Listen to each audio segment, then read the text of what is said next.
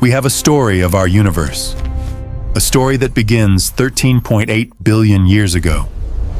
It tells of a single, infinitely hot and dense point that contained everything. A point that erupted in an event we call the Big Bang, creating space, time, and all the matter and energy that would ever exist. It's a powerful and beautiful story, supported by decades of scientific evidence, from the expansion of galaxies to the faint afterglow of creation itself. But this story has a missing page, the very first page. If the Big Bang was the beginning of time, then asking what came before, it seems like a nonsensical question. But is it? Human curiosity refuses to accept a wall it cannot see beyond. This question, what happened before the beginning, is perhaps the most challenging and profound mystery in all of science. It pushes the very limits of our understanding, forcing us to confront the nature of time, space, and reality itself. Today, we are not going forward in time. We are going beyond it.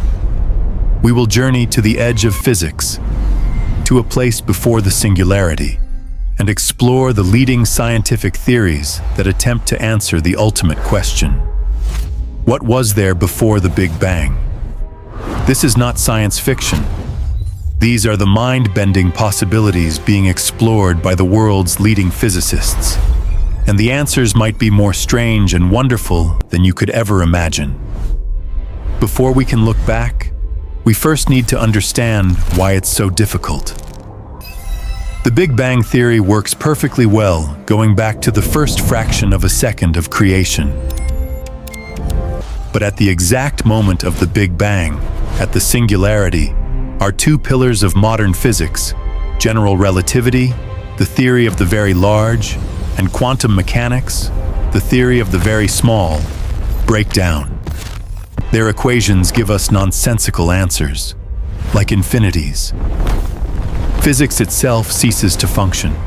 It's like a cosmic wall, a point in time beyond which we cannot see. For decades, this wall seemed impenetrable. But now, brilliant minds are finding ways to peek over it, or perhaps to realize that the wall was never there at all. Our first stop on this journey takes us to the mind of one of science's greatest icons, Stephen Hawking. He proposed an idea so elegant and profound, it could completely reframe the question.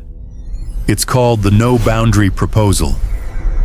Hawking, along with his colleague James Hartley, suggested that asking what came before the Big Bang is as meaningless as asking what is north of the North Pole. Let me explain. Imagine you're standing at the North Pole. You can go in any direction, south. There is no north from the North Pole. It's the starting point for that direction. Hawking proposed that time might behave in a similar way. He used the principles of quantum mechanics to describe the very early universe, and what he found was that time, as we know it, might not have existed in the way we perceive it. Think of the shape of the universe's timeline. We tend to imagine it as a straight line, starting at the Big Bang and stretching forward. But in Hawking's model, if you go back toward the beginning, the fabric of space-time curves in on itself, smoothly. Imagine the surface of a sphere. It's finite in area, but it has no edge, no boundary, no starting or ending point you can fall off of. The universe, according to the no-boundary proposal, is like that. It is finite in the past, but it has no abrupt beginning, no edge of time where a creator was needed to light the fuse. The universe simply is. In this view, the Big Bang wasn't a moment of creation from nothing, but rather a point where the nature of time itself changed. It's the point where our classical notion of time, with a past, present, and future, emerged from a more fundamental, timeless quantum state. So there was no before, because the very concept of before requires time to exist. It's a self-contained system. The universe didn't need a cause because it never had a beginning in the conventional sense.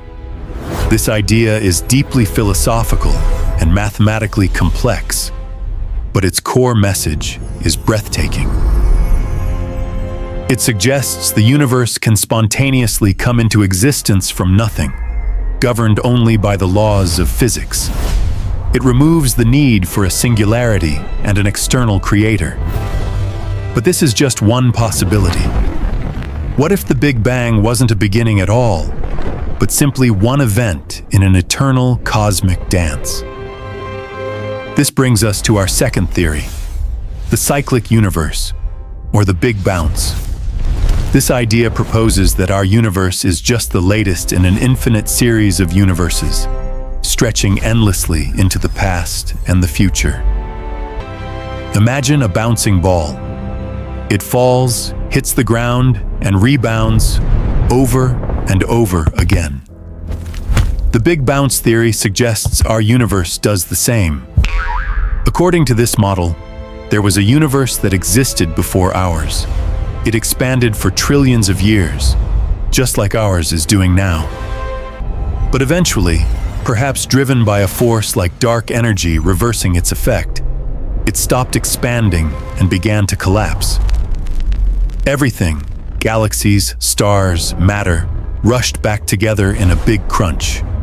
It contracted faster and faster, getting hotter and denser, hurtling towards a singularity, just like the one we thought started our universe. But just as it reached the point of infinite density, quantum effects took over.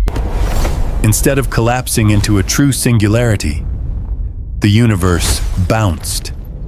The immense energy of the collapse was converted into a violent expansion, an event we perceive as our Big Bang.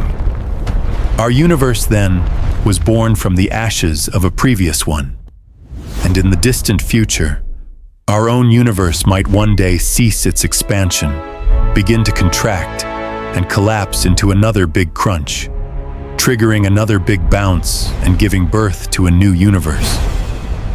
It's a beautiful, poetic idea, a cosmos that is eternal, self-renewing, breathing in and out through cosmic eons. This model solves the beginning problem by simply removing it. There was no first moment. There has always been a cycle. Scientists are actively looking for evidence to support this. For example, some models of the Big Bounce predict specific patterns or anomalies in the cosmic microwave background, the echo of our own Big Bang. While no definitive proof has been found, the search is ongoing. However, the cyclic universe has its own challenges. One of the biggest is the problem of entropy. Entropy is a measure of disorder in a system, and the second law of thermodynamics states that the total entropy of the universe always increases over time. If the universe has been cycling forever, why hasn't it reached a state of maximum entropy, a uniform, lifeless heat death? Proponents of the theory are working on models where each bounce effectively resets the entropy. But the problem remains a major hurdle. So if the universe wasn't self-contained and might not be eternally cycling, what's the third possibility? This is where our journey takes a truly bizarre turn into the realm of other universes.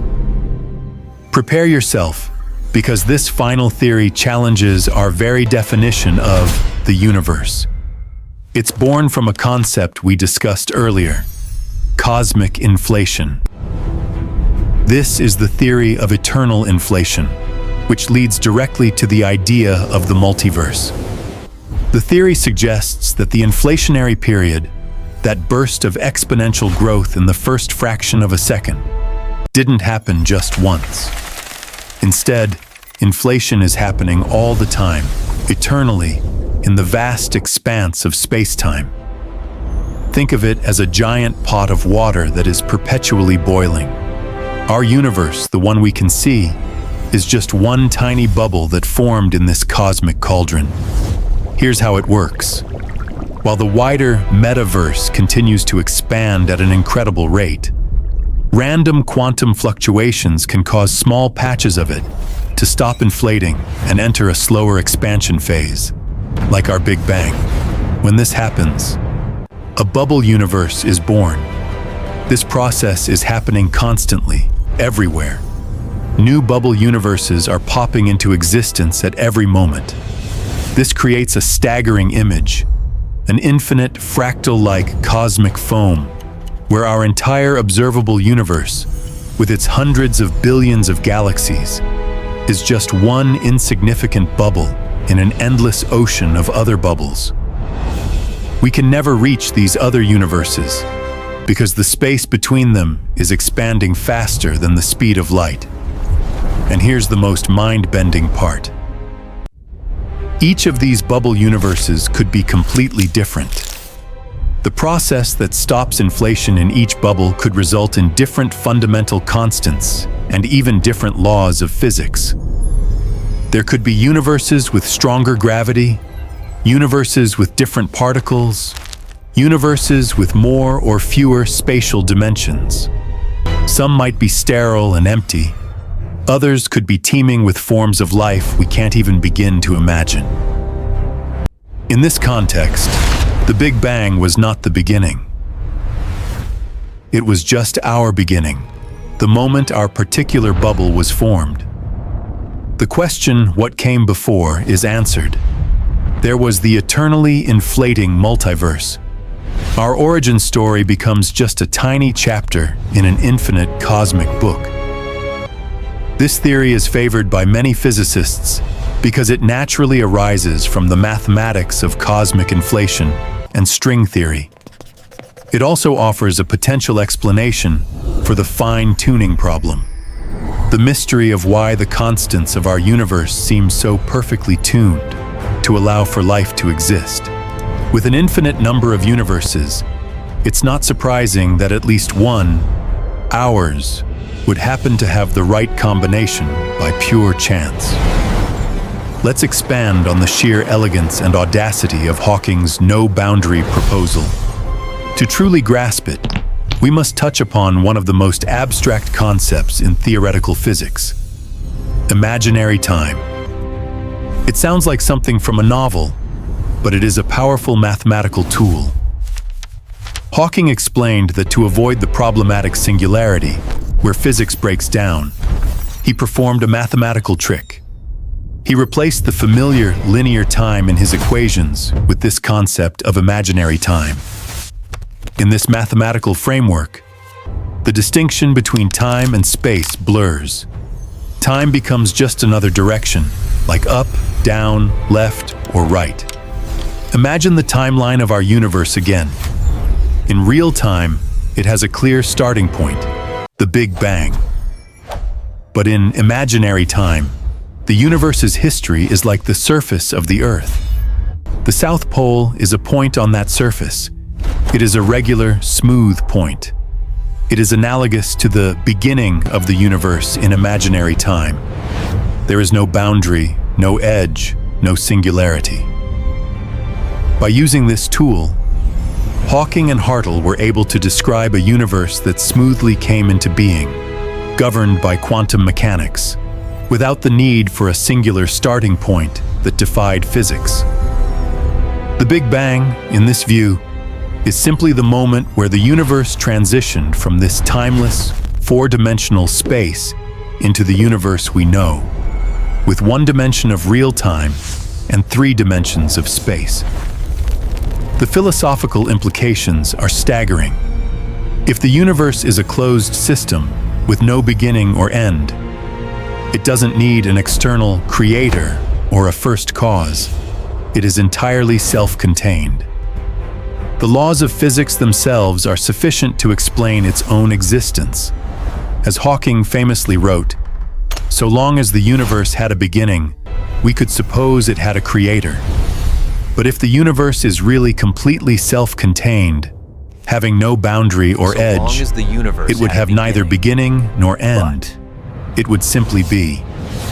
What place, then, for a creator?" This theory provides a potential, mathematically consistent picture of a universe that requires nothing outside of itself to exist.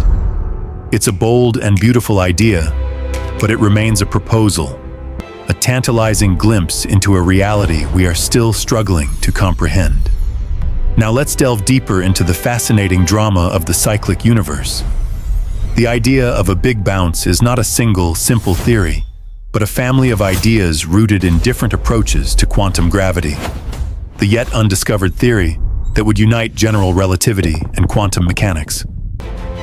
One of the most promising frameworks is loop quantum gravity, LQG. LQG proposes that the fabric of space-time itself is not smooth and continuous, but is made of discrete, indivisible chunks or loops at the tiniest possible scale, the Planck scale. Think of it like a piece of cloth. From a distance it looks smooth, but up close you see it's woven from individual threads. According to LQG, space itself is woven from these quantum loops. So what happens during a big crunch in this model? As the universe collapses, matter and energy are squeezed into a smaller and smaller volume. In Einstein's classical theory, this continues until a singularity of infinite density is formed. But in loop quantum gravity, this can't happen. You can't squeeze the universe into a point smaller than the fundamental quantum loops of space itself. There is a maximum possible density. When the collapsing universe reaches this limit, a powerful repulsive force, a kind of quantum pressure, builds up and literally forces the universe to bounce back outwards, triggering a new Big Bang. The singularity is avoided. The beginning of time is an illusion. Our universe is the result of the rebound of a prior cosmos. This approach elegantly solves the singularity problem that plagues the standard Big Bang model. Furthermore, some models of the Big Bounce suggest that with each cycle, the fundamental constants of physics might be slightly reset or altered. This could mean that previous universes were vastly different from our own, perhaps sterile, without the conditions for stars or life, and that our universe is just one of a long line of cosmic experiments. However, the entropy problem remains a formidable ghost haunting this theory. If disorder, entropy, always increases, each cycle should be longer and larger than the last. Rewinding time, the cycles should get smaller and smaller, which leads you back to a beginning. Scientists are exploring various complex mechanisms that could potentially reset or siphon off entropy during the bounce phase, but a definitive solution has not been found. The Big Bounce remains a compelling alternative, suggesting a universe that is not just vast, but truly eternal and endlessly resilient. The multiverse is perhaps the most mind-expanding, and for some, the most unsettling of all the theories. Let's explore the sheer scale of this idea. The concept of eternal inflation doesn't just suggest a few other universes. It suggests an infinite number of them, constantly being born. This isn't just a random guess. It is a logical consequence of the theory of cosmic inflation, which is our best explanation for the large-scale properties of our own universe. The theory suggests that the energy field that drove inflation in our early universe, the inflaton field, is still active in the wider metaverse. This field is in a high-energy, false vacuum state, driving the hyper-expansion of space. But like a radioactive element, this field can randomly decay to a lower-energy, true vacuum state. When this decay happens in a particular patch of space, a bubble universe like ours is born. Inside the bubble, inflation stops, and the energy from the inflaton field is released, creating all the matter and particles we see in a hot Big Bang. But here's the key. The space between these bubbles is still in the false vacuum state, and it continues to inflate at a mind-boggling rate. It creates new space so quickly that the bubbles are pushed apart from each other, forever isolated. And in that newly created space, new bubbles are constantly forming. This process never ends. It is eternal. This leads to what physicist Max Tegmark calls a level 2 multiverse. In this scenario, the fundamental laws of physics could be different in each bubble. String theory, a candidate for the theory of everything, suggests there isn't just one way for the laws of physics to be. It predicts a landscape of perhaps 10,500 different possible sets of physical laws. Eternal inflation could be the mechanism that realizes all of these possibilities. This provides a stunningly simple, if unsettling, solution to the fine-tuning problem. Why does our universe have a gravitational constant that is just right for stars to form? Why is the charge of an electron so perfectly balanced to allow for chemistry to happen? If there are infinite universes, each with a random set of laws, then it is no longer a surprise that at least one of them, the one we happen to inhabit, has the right combination for life to emerge. We are here because we are in one of the universes where we could be here. It's an explanation called the anthropic principle. It suggests we are not special because the universe was designed for us, but because we are the winners of an unimaginably large cosmic lottery.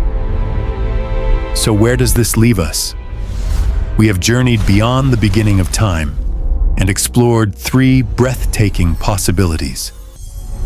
First, the no-boundary proposal, where the universe is a self-contained entity, finite but without a starting edge, spontaneously emerging from the laws of physics alone. A universe that needs no cause because it had no beginning. Second, the cyclic universe, an eternal cosmos endlessly reborn through a series of big bounces, where our Big Bang was just the latest breath in an infinite cycle of expansion and contraction. And third, the multiverse, where our universe is but a single bubble in a vast, eternally inflating cosmic foam, one of an infinite number of worlds, each potentially with its own unique laws of nature. Which one is correct? We don't know. These ideas exist at the absolute frontier of human knowledge, in the realm where theoretical physics meets philosophy. They are the product of mathematics, logic, and the relentless human drive to understand our origins. Finding the answer will require new physics, new technologies, and perhaps a new way of thinking about reality itself. Instruments like the James Webb Space Telescope are peering closer to the dawn of time than ever before, searching for faint clues in the ancient light of the cosmos that might point us in the right direction. The story of how the universe began is not finished.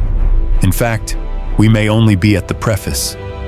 The very fact that we, a collection of atoms forged in the hearts of long-dead stars, can even ask these questions is perhaps the most wondrous thing of all. Our quest for understanding is what connects us to the cosmos. What do you think? Which of these theories resonates with you the most? Let me know your thoughts in the comments below. The discussion about our origins is a conversation for all of us. And if you enjoyed this journey to the edge of reality, please subscribe and turn on notifications.